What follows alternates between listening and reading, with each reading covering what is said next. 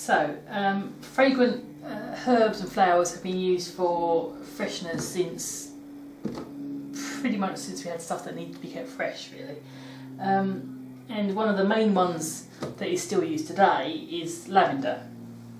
Now, in this tin I have the remains of the first batch of lavender pouches I made about 3-4 years ago.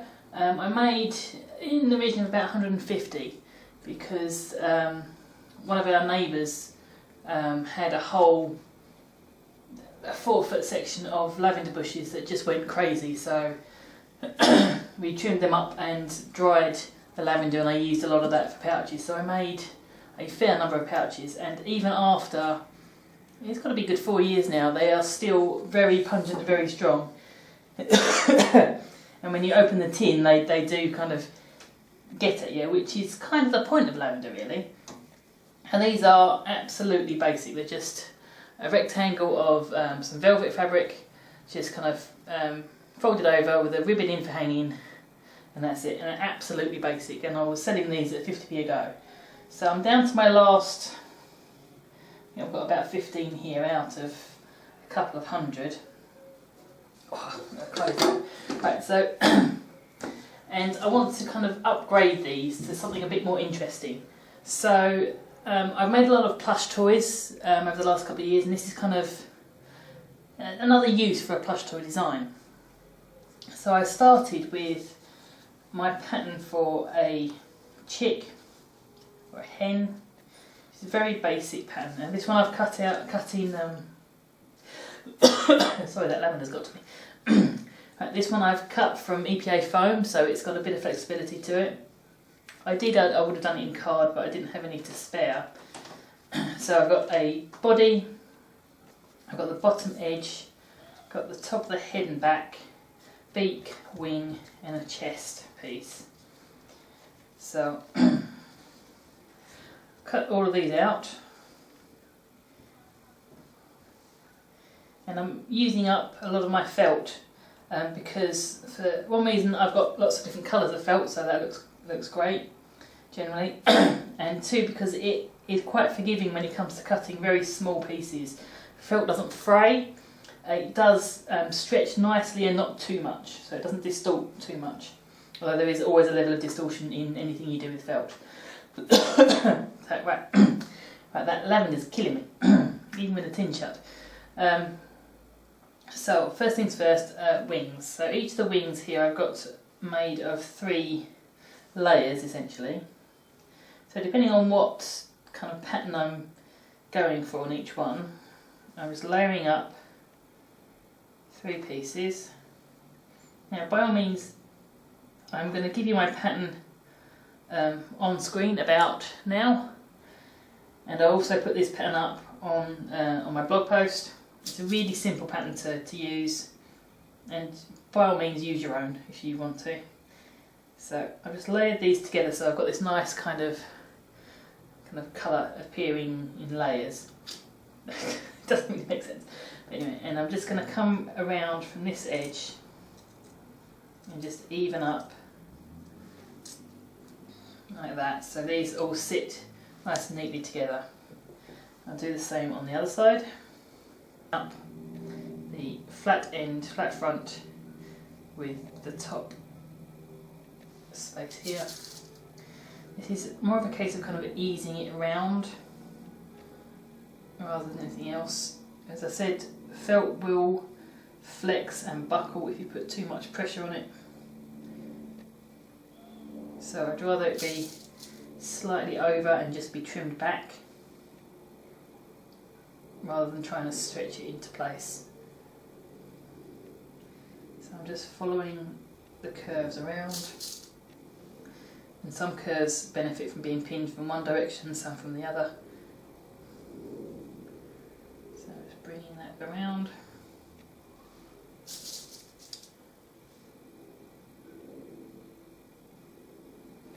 That, and then bringing the point here to the point of the tail. Sometimes that doesn't quite line up, and you can just kind of fiddle it a bit and do a bit of trimming. So that's the back done, or the back of the body, and then the midpoint of the bottom here tucks in between the layers, and again gets pinned all the way around. So once that's sewn, you push them back through the right way around and sew through a piece of ribbon onto the back here, and I've just knotted it on the inside. So that is my body shape here. Let's make sure the tail is pushed out. So you've got these done. So I've got my beak turned out and ready to go, my wings and then my belly piece. I've chosen for pretty much every one of these a different colour of chest, so I've got a couple that look like robins, yeah, like that. So that's kind of where the design started from. So you can use pretty much any combination of colours you like that go together. So now I'm going to start the stuffing process. Now I've been stuck in a room with this lavender for some time. I've made about 20 odd of these now. And the lavender is really starting to cause me some issues, but never mind. So each of these pouches holds about 3 tablespoons of lavender. And I think that's way too much for one of these. So I'm putting about half of each pouch into each bird. If that makes sense. Come on. When we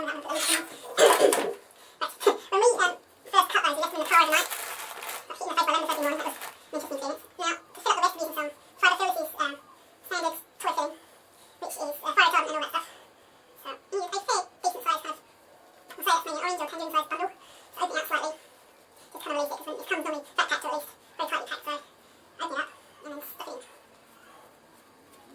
This is where I found that felt can be a bit of a problem, because it will stretch out of shape. So just be careful how you stuff it. And this is again where the construction of the bird helps. So I've got this gap there which is slightly stretched, but that will be concealed and pulled together by the front piece, which I'll get to next. Now I've also got a beak, so I've taken a small amount of packing. Now I'm just going to poke as much as I can into the beak itself to keep the beak in shape. Now look at what's in here, it's all out. I'm just going to stick a pin through somewhere in the middle just to kind of hold that bod in place. Now I'm going to pinch the beak, so I've got a seam at the bottom. A nice kind of arched piece at the top here. I'm going to press that arch into the bottom at the top of the back here. Like that. So I'm only going to go in about 2 or 3 mil. You can see that. And just stick a pin across kind of the bridge of the nose, the bit of the beak. Like that. And then tuck in the remainder of this. It looks like it'll never go, but it almost always does. To me, it's better if they're slightly kind of chubby. Otherwise it seems that you've been a bit stingy with everything. So, now I'm going to push the side. You've got the cutaway in the body part here. So I'm going to push that side against the beak, like that. And pin that into place. I'll move that one, don't need that anymore. I'll do the same on this side. So push the stuffing out of the way and push the beak into this kind of recessed position. Now you can use any plush shape you want. Something around this size if this kind of drawers or hanging wardrobes. If you want to make them any bigger, I would suggest using a lot of lavender. A couple of tablespoons should be plenty. So pinch the tail around a bit. So that's my beak secured on 3 sides. Now, going for the breast and chest part. Can't see the pen on this one, so some of these I've drawn onto the felt, some I use pieces of felt that are already cut through marks. Again, is great using felt. So first I'm going to tuck this point just next to the beak, like that. So I'm covering about 3 mil of the felt. And just stick it in, like that. And have a pull quite tight across. There's another pin on this side. So that is going to bring this back into shape. So if there's going to be any distortion in the stuffing process, that'll help it. I'm going to take the middle bottom here and just pull it, not too tight, just enough down along. Stick the pin, just hold it in place. And same for the side, so I'm going to push my thumb in to tuck how the corners and any stretch bits out of the way. And then stick the pin that side, and do the same here. So I'm just tucking back the fabric and then drawing down the breast piece. So, like that. It's not going to sit flat, it'll never sit flat because you're trying to put a flat in over the curved surface, so don't worry about it not actually sitting flat. And then as you sew it, it will sort itself out. So for sewing of these, I'm using a contrasting colour anyway. And I'm using a lot more than I actually need for this part of the process. See what I mean? So I'm starting with a fairly fine needle. Doesn't have to be super fine. But I don't want to be leaving any more big holes than absolutely necessary at this point. Just beware of knotting thread as you work with it. So I'm going to do a couple of knots right on top of each other, so I've got a nice big knot here. It's not a structural knot really, it's just to stop it from slipping out as I do the first couple of stitches. So you can start wherever you like here. I normally start somewhere on the bottom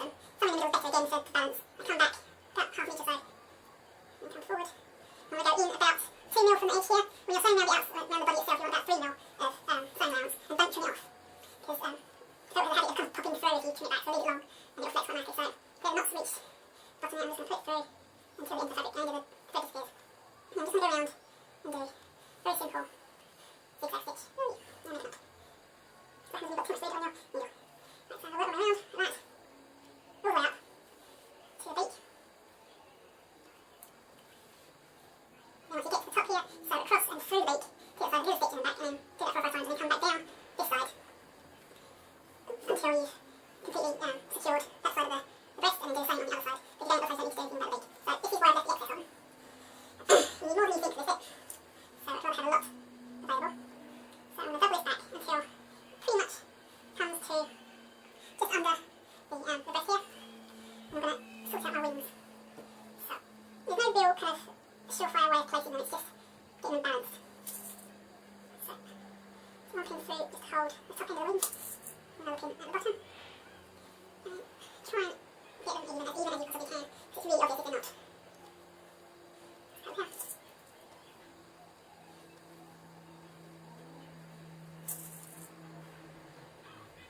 go. So these are nicely secured, and I've got my big needle. You can do this with a smaller needle, but you end up squishing the body, so it deforms it. So I'm going to stick in just under the breast where it'll never be seen. And I'm going to come up about 5 mil from the edge of the curve of the wing here.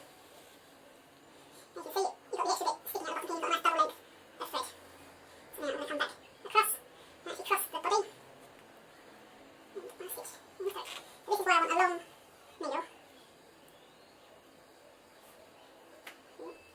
So first I want the long needle so I can get to the other side without deforming. Because if you use a small needle, you have to squish the body in order to get through. How I make little lavender chicks. Remember, the pattern is on my blog post, and if you're feeling particularly adventurous, you could upgrade to a lavender teddy.